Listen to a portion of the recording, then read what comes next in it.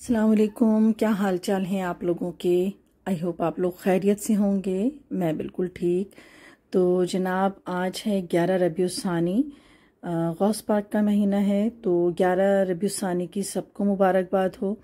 जो लोग न्याज करते हैं उनको भी मुबारक हो, और जो लोग नज़र न्याज नहीं करते उनको भी इस मुबारक महीने की मुबारकबाद। तो जनाब जैसा कि पता है कि आज न्याज का दिन है। तो होता क्या है, मतलब न्याज का दिन होता है तो फिर तो खुद ब खुद ही हो जाता है ना कि सफाई होनी चाहिए घर में, और हर चीज़ को बिल्कुल नए सिरे से साफ करना और सफाई का भरपूर इंतज़ाम करना कि कोई चीज़ भी गंदी ना हो, कोई ऐसी चीज़ ना हो जो मैली कुचैली हो। तो वैसे भी नहीं अच्छा लगता, गंदगी वैसे भी नहीं पसंद। लेकिन जिस दिन न्याज हो, कोई घर के अंदर इस नात खाने की महफिल हो, तो उस दिन तो वाकई मैं काफ़ी डिटेल में ही सफाई करती हूँ। तो अभी सफाई शुरू नहीं की थी, अभी ये सारे फ्रूट्स रखे हुए थे तो मैं इन सबको अभी शॉपर से निकाल के और इनको अभी मैं रख रही थी, ताकि ये सारी चीज़ें पहले मैं टेबल से हटा दूँ, टेबल क्लियर कर दूँ। काफ़ी सारे फ्रूट्स रखे हुए थे तो मैंने कहा चलो ये भी अच्छा है, अगर घर में लोग आएंगे तो मैं इन सबको ये फ्रूट्स वगैरह भी दे दूंगी, मतलब खिलाने पिलाने के हिसाब से। तो अभी ये आम का सीज़न चला गया, लेकिन मेरे हस्बैंड ये आम लेकर आए थे और बहुत ही अच्छे आम निकले। ये ऐसा होता है ना कि जब सीज़न जा रहा होता है तो फलों से जायके भी ख़त्म हो जाते हैं, लेकिन यहाँ पर जब आम लेकर आए ना तो वो वाकई बहुत ही अच्छे थे। तो अभी बस मैं यहाँ पर ये टेबल वगैरह साफ़ करूँगी, क्योंकि नाश्ता तो मैं कर चुकी थी और सुबह सुबह सच कोई भी बच्चे तो होते ही नहीं हैं, मैं ही होती हूँ। तो मैंने कहा चलो मैं थोड़ी पहले अपनी जो सफाई मेरी है वो कर लूँ, फिर जब मेड आएगी तो फिर वो अपना काम कर लेगी। तो इसीलिए मैंने कहा कि पहले मैं किचन की सफाई कर लेती हूँ, ताकि अच्छी तरीके से मैं किचन की डस्टिंग कर लूँ। शेल्फ वगैरह पे रोज़ आना इस कदर डस्ट आती है ना, आजकल कराची में हवाएं जो चल रही हैं वो इतनी डस्ट वाली चल रही है, परेशान हो जाती हूँ रोज़ आना सफाई कर कर के। तो मैंने कहा कि पहले किचन की अच्छी तरीके से मैं सफाई कर लूँ, क्योंकि अभी न्याज के लिए यहाँ पर खीर बनानी है, खीर पर न्याज देते हैं। तो हर साल ही होता है, तो आज भी दूध वगैरह तो आ चुका था, और इस दफ़ा 24 किलो यानी 24 केजी दूध की खीर बनानी है। तो मैंने कहा कि पहले मैं ये सारे डब्बे शब्बे सारी चीज़ें साफ़ कर लूँ, काउंटर को साफ़ कर लूँ, और ये जो किचन के जो कपड़े होते हैं ना उन सबको अच्छी तरीके से वॉश कर दूँ।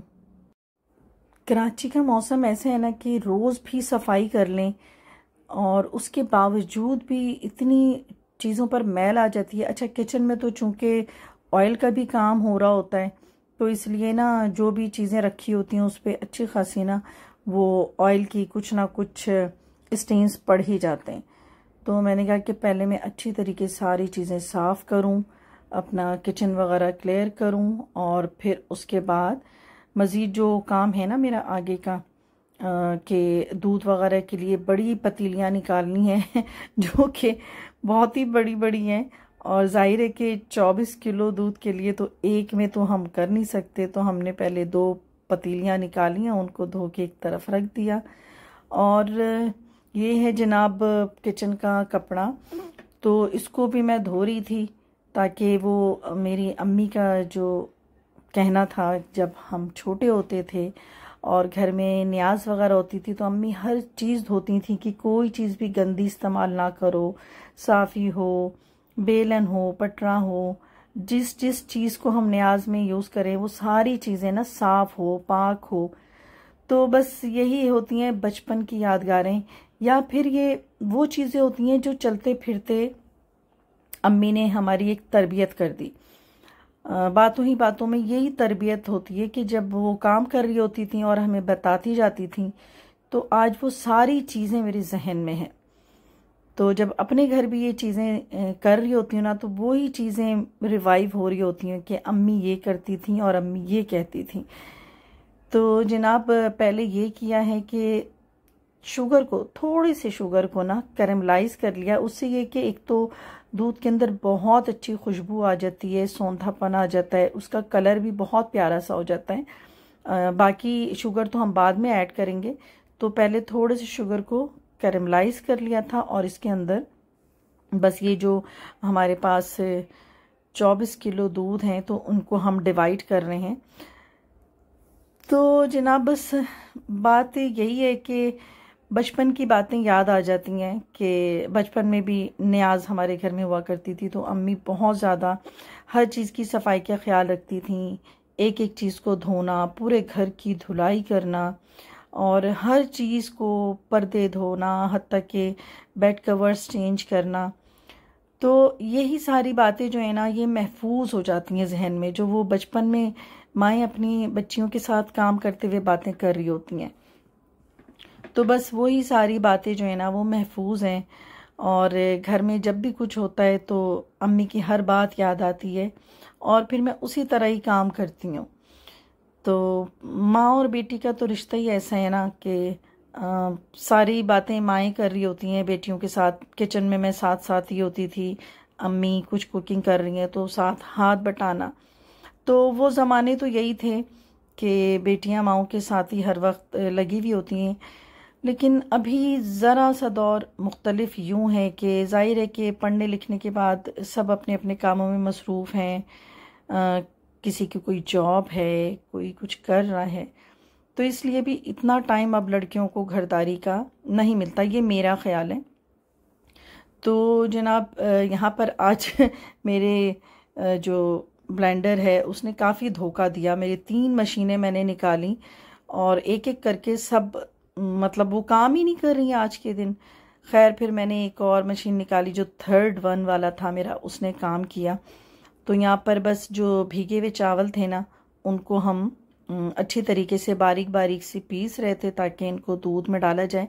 और दूध को अच्छी तरीके से ना घंटे भर तक हमने उसको चूल्हे पर ही छोड़ दिया था कि उसको अच्छी तरीके से काढ़ लें। और इसके बाद ये ना चावलों को डालेंगे, साथ में सब्ज़ इलायची भी जो है उसको भी ड्राई करके हमने उसको भी पाउडर फॉर्म में कर लिया था।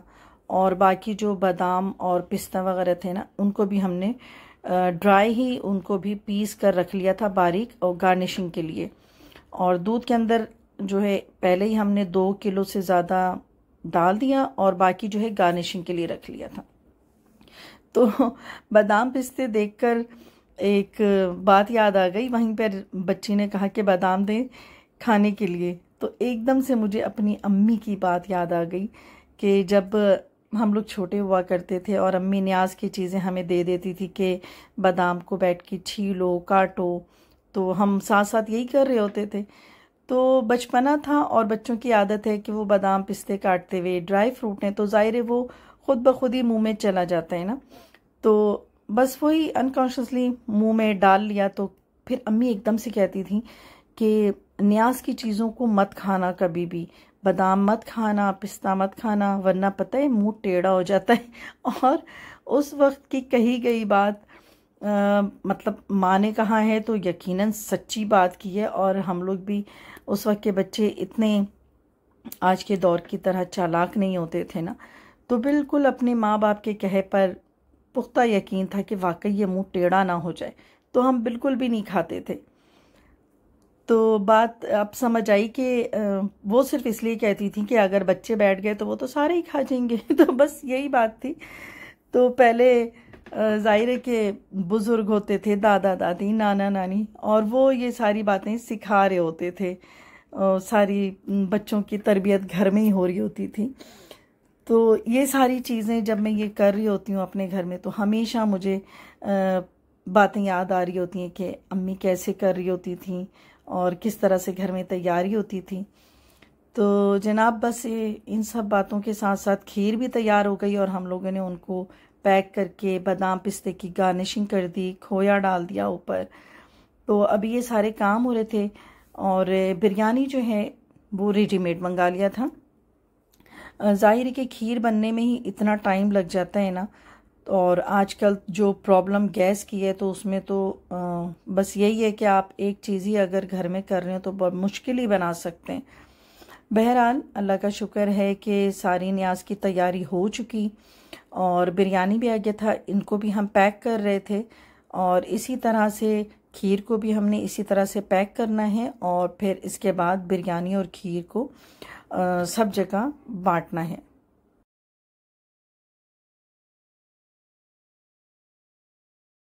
तो जब इस तरह के काम होते हैं ना, पैकिंग करना और घर में इस तरह की कोई भी नज़र न्याज होती है, तो बच्चों को भी बहुत अच्छा लगता है और वो साथ साथ बैठ के काम कर रहे होते हैं। पैकिंग में भी हाथ बटा रहे हैं, डेकोरेशन में भी हाथ बटा रहे हैं और घर के जो भी दीगर काम होते हैं उसमें सब में ना बच्चे हाथ बटा रहे होते हैं।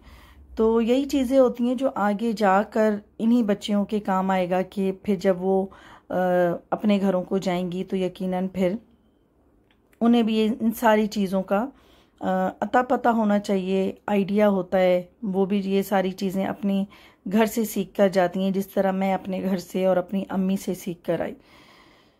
तो जनाब यहाँ पर पूरे अल्लाह ताला को जो सबसे ज़्यादा अमल पसंद है अपने बंदों का, वो है खाना खिलाना। तो बस खाना खिलाएं और सब लोगों से दुआएं लें तो अल्लाह ताला मेरी ये न्याज भी कबूल करे जो मैंने बहुत नेक नियति से किया है। तो अल्लाह मेरी इस न्याज को कबूल करे। तो चाहूँगी अब मैं इजाज़त, और ये सारे पार्सल तैयार हैं जाने के लिए। तो मेरे इस व्लॉग को ज़रूर लाइक कीजिएगा, शेयर कीजिएगा और सब्सक्राइब भी कीजिएगा। तो चाहती हूँ मैं इजाज़त। अपनी दुआओं में मुझे और मेरी फैमिली को ज़रूर याद रखिएगा। अल्लाह हाफिज़।